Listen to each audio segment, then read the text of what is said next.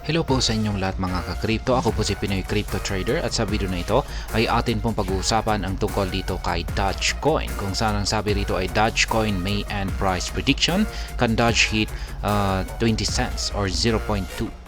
Kaya yan, isa po itong katapusan ng buwan ng May na price prediction para kay Dogecoin, kung saan ay atin pong aalamin kung magagawa nga bang akyatin ni Dogecoin ang presyong 20 cents or 0.2 ayan, bago magtapos or sa katapusan po ng buwan na ito. Kaya ayan, bago po tayo magpatuloy ay nais ko lamang po munang bigyang linaw ang aking disclaimer kung saan ang nilalaman po ng video na ito ay hindi po ito isang financial advice. For education and information purposes lamang po ang layunin nito. Maliban po dito ay nais ko na rin pong magbigay babala na wala pong kahit anumang group chat ang Pinoy Crypto Trader. Yan, can Doge hit 0.2 by May end? Various factors such as market conditions, price actions, development, supply, and use cases will determine whether Dogecoin price prediction shoot up by May end. Ayan, yung parang ginamit pong basihan rito sa pagpipredict dito kay Dogecoin ay yung kasalukuyang kalagayan po ng buong crypto market, yung price action nitong si Dogecoin at yung kanyang mga developments, yung kanyang mga supply at saka yung kanyang mga use cases.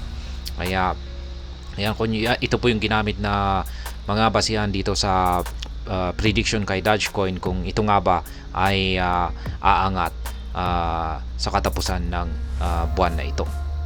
Based on Dogecoin's behavior at the start of 2024, cryptocurrency experts at Changelly predicted the price of Doge for May end. For this time frame, Doge minimum price is anticipated to be at 0.153.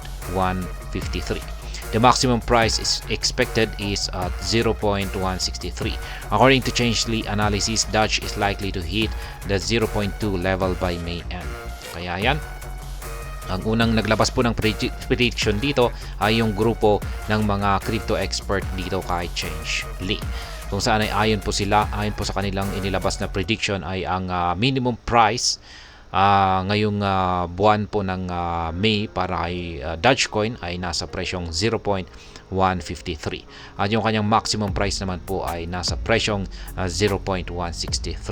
Pero ayon po kay Changelly ay pagsapit daw po ng katapusan ng buwan ng May ay aakyatin ni Dogecoin ang presyong 20 cents or 0.2. Check po natin yung kanyang kasalukuyang presyo. Ayan po, nasa 0.167. Kaya kung magpapatuloy po talaga siya sa kanyang pag-angat sa presyo ay mahihit niya ang presyong 20 cents.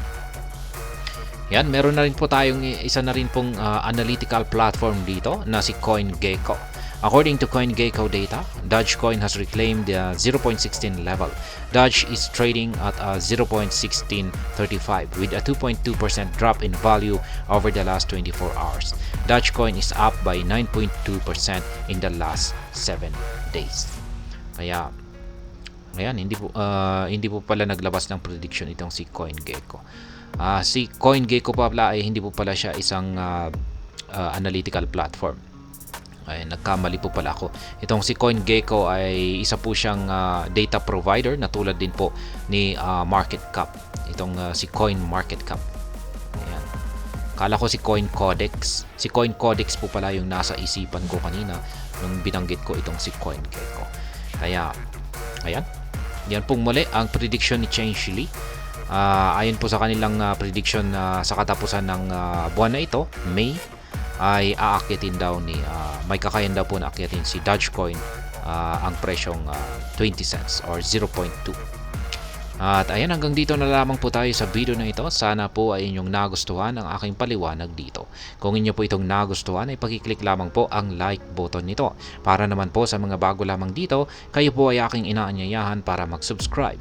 Pakiclick na rin po ang bell icon nito dahil ito po ang siyang magsisilbing notification nito sa mga bago kong videos na akin pong ina-upload sa aking YouTube channel na ito. Marami pong salamat sa panonood. Ingat po tayo lagi at God bless po sa ating lahat.